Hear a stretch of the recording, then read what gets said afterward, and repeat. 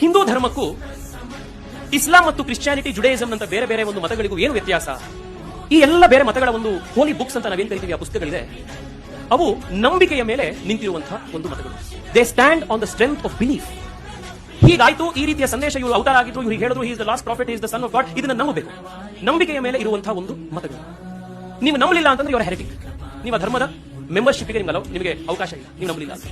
ಅದೇ ಗೀತಾಚಾರ್ಯ ಶ್ರೀಕೃಷ್ಣ ಕೃಷ್ಣನಿಗೆ, ಅರ್ಜುನನಿಗೆ ಪೂರ್ತಿ ಸಂದೇಶ ಕೊಟ್ಟ ನಂತರ 18ನೇ ಅಧ್ಯಾಯದಲ್ಲಿ ಎಲ್ಲ ಹೇಳಿದ ಮೇಲೆ ಹೇಳ್ತಾನೆ, ಇತಿತೆ ಜ್ಞಾನಮಾಖ್ಯಾತಂ ಗುಹ್ಯಾತ್ ಗುಹ್ಯತರಮಯ ವಿಮೃಶ್ಯ ಏತದ ಶೇಷೇಣ ಯಥಾ ಇಚ್ಛಸಿ ತಥಾ ಕುರು.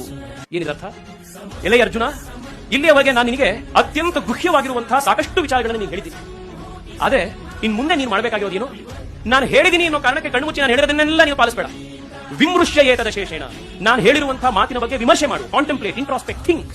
ಆಮೇಲೆ ಯಥಾ ಇಚ್ಛಸಿ ತಥಾ ಕುರು. ನಿನಗೆ ಯಾವುದು ಸರಿ ಅನ್ಸುತ್ತೆ, ನಿನ್ನ ಇಚ್ಛೆಗೆ ತಕ್ಕಂತೆ ನೀನು ನಿನ್ನ ಕೆಲಸವನ್ನು ಮುಂದುವರಿಸ. So different. This is what makes us unique.